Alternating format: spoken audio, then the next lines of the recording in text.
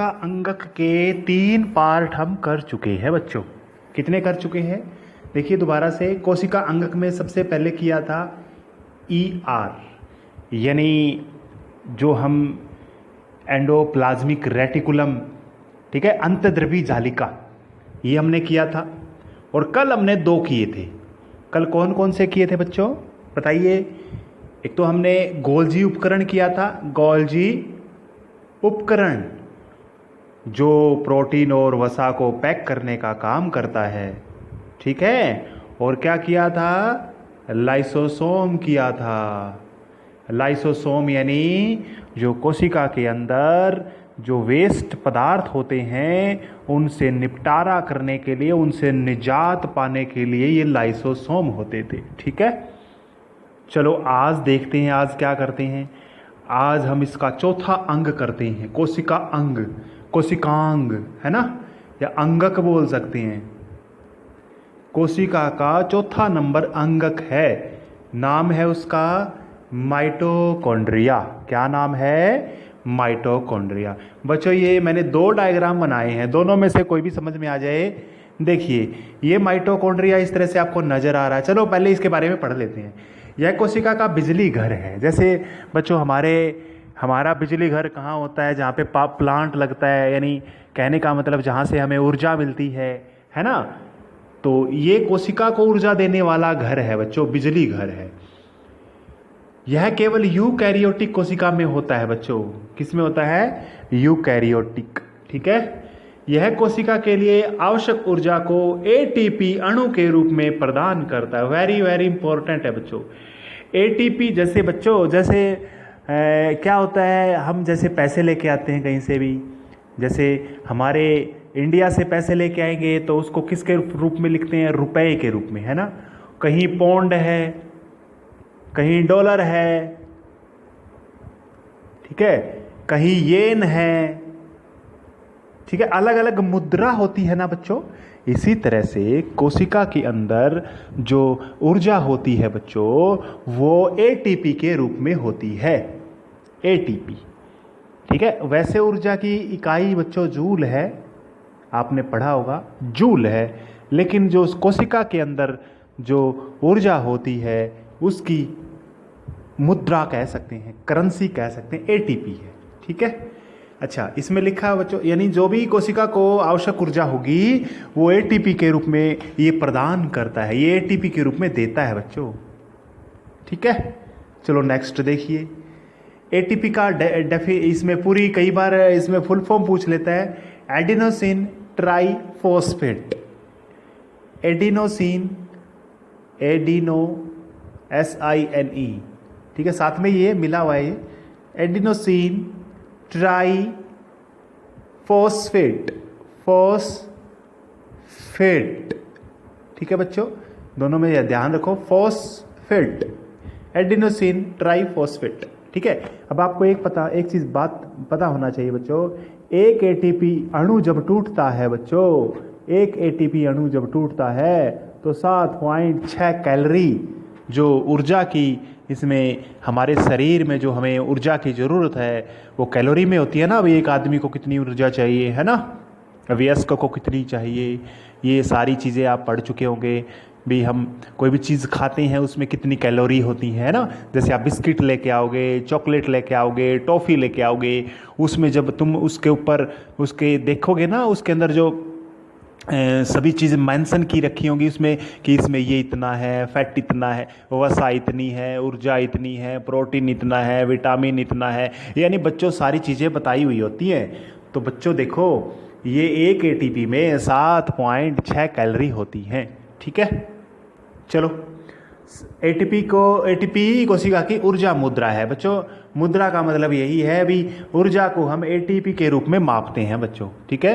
अगर हम कहेंगे कि कोशिका में कितनी ऊर्जा है, हम कहेंगे 378 एटीपी है, 400 एटीपी है।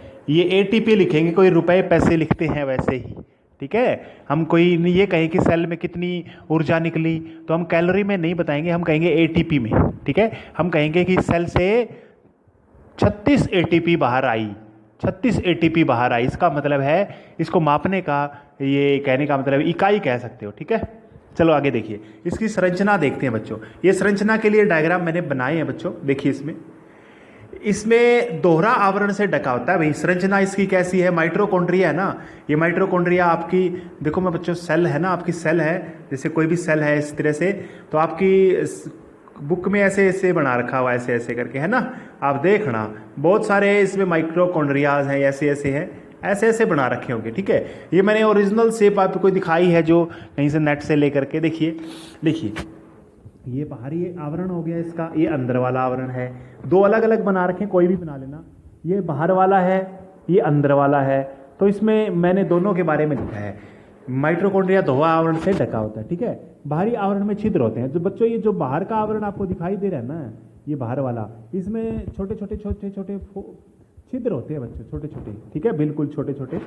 अच्छा, भीतरी आवरण बहुत अधिक वलित होती है, झिल्ली कह सकते हैं, भीतरी झिल्ली बहुत अधिक, वलित का मतलब वक्र से बनते हैं ऐसे, वलित का मतलब देखो मतलब क्या है, फोल्ड है, ये फोल्ड होगी ऐसे ऐसे टेढ़ी मेढ़ी करके, सीधी नहीं है, ये तो सीधी है जैसे आपको नजर आ रही है, लेकिन ये क्या है, ये वलित कह सकते हैं इसको, वल्य में कह सकते हो, ठीक है, जिन्हें क्रिस्टी कहा जाता है। बच्चों इस संरचना को क्रिस्टी कहते हैं, क्रिस्टी क्या कहते हैं, ये नाम लिखने की जरूरत नहीं है बच्चों इसके अंदर, इसमें आपको समझना है बस, क्रिस्टी कहते हैं। आपकी बुक में डिटेल नहीं दी हुई, मैंने आपको डायग्राम इसमें बना के दिखाया।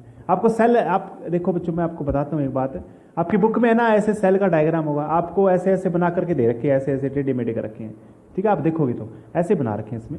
चलो आपको ये चीज़ पता होना चाहिए। अब इसके आगे हम काम करते हैं बच्चों, इसके क्या काम है, ठीक है, क्या काम है। देखो बच्चों, माइटोकॉन्ड्रिया का काम क्या है। देखो माइटोकॉन्ड्रिया का मैंने आपको बताया, ऊर्जा को देता है, यानी एक तरह से जो ऊर्जा देता है उसको स्टोर करके रखता है। ये बिजली घर का काम स्टोर करके रखना होता है। बिजली घर है तो ये मतलब ऊर्जा के एटीपी के रूप में ऊर्जा को संचित करता है, इकट्ठा करता है, ठीक है, एटीपी के रूप में, याद रखना है। यह कोशिका के विभिन्न प्रक्रियाओं के लिए प्रक्रियाओं लिख लेना बच्चों, ठीक है, प्रक्रियाओं नहीं, प्रक्रियाओं। देखो मैं लिख देता हूं दोबारा से, प्रक्रियाओं,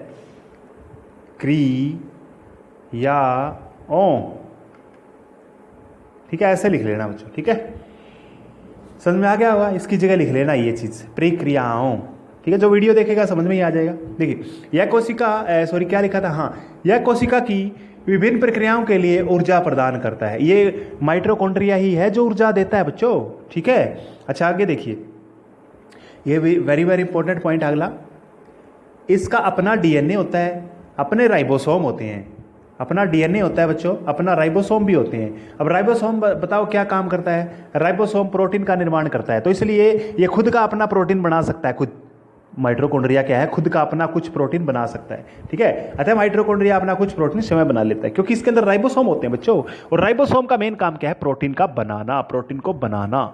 याद रखो बच्चों, प्रोटीन को बनाने का काम कौन करते हैं, हमारी कोशिकाओं में राइबोसोम करते हैं। कौन करते हैं, राइबोसोम। याद रखना है, ये क्या पता कितनी बार क्वेश्चन आया हुआ है कि प्रोटीन का निर्माण कौन करता है कोशिकाओं में, तो आपको करना है राइबोसोम करते हैं, ठीक है। और आपको एक चीज और याद रखनी है, ये कोशिका अंगक ऐसा है जिसमें प्रोटीन का निर्माण होता है, ठीक है। कौन सा है ये माइटोकॉन्ड्रिया, ठीक है। नेक्स्ट देखिए, चलो ये ऊर्जा कैसे मिलती है ये हम पढ़ लेते हैं। जब कभी, देखो बच्चों ये कई बार ऐसे तुम समझ सकते हो इसको, जब कभी कोशिका को ऊर्जा की आवश्यकता होती है, मतलब जब भी कोई आवश्यकता होती है, एटीपी अणु टूटते हैं और ऊर्जा प्रदान करते हैं। बिल्कुल सिंपल है भाई, एटीपी अणु टूटेगा और एनर्जी देगा भाई। एक एटीपी से कितनी ऊर्जा निकलती है बच्चों, 7.6 कैलोरी ऊर्जा देता है ये एक एटीपी, तो वो टूटेगा तभी देगा ना। यह ऊर्जा शरीर लिख सकते हो, कोशिका लिख सकते हो यहां पर। यह ऊर्जा कोशिका द्वारा नए रासायनिक यौगिकों का निर्माण करने और शारीरिक क्रियाओं को संपन्न करने के लिए प्रयुक्त की जाती है। मतलब कोई भी हमने मैकेनिकल काम करना है भाई, हमने चलना है फिरना है, कोई भाई आप है ना सोते समय भी ऊर्जा लेते हो, हम बोल रहे हैं तो भी ऊर्जा लेते हैं, आप सुन रहे हो तो भी आपको ऊर्जा की ज़रूरत है। बिना ऊर्जा के आप कोई भी काम नहीं कर सकते बच्चों। सोना, दौड़ना, खेलना, कुछ भी काम आप अगर ये फिर भी अगर आप बैठे हो ना, अगर मान लो कोई काम नहीं कर रहे, फिर भी हमारे शरीर में बहुत सारे अंग हैं। आपको पता है, हमारा हृदय है, हमारा ब्रेन है, ये सारी चीज़ें काम करती रहती हैं और उनको काम करने के लिए किसकी ज़रूरत पड़ती है बच्चों? ऊर्जा की ज़रूरत पड़ती है। और ये ऊर्जा हमें कौन देता है? ये कोशिका में माइटोकॉन्ड्रिया नाम का एक बिजली घर है। कौन है ये बिजली घर? याद रखो, कोशिका में माइटोकॉन्ड्रिया, और ये कोशिका है बच्चों। कोशिका में क्या होता है? माइटोकॉन्ड्रिया होता है। ये इसमें आपकी बुक में फिर से बता रहा हूँ, ऐसे ऐसे दे रखे हैं, ठीक है। बहुत सारे माइटोकॉन्ड्रिया होते हैं, याद रखना है। थैंक यू बच्चों, इतना ही करेंगे आज। Thank you.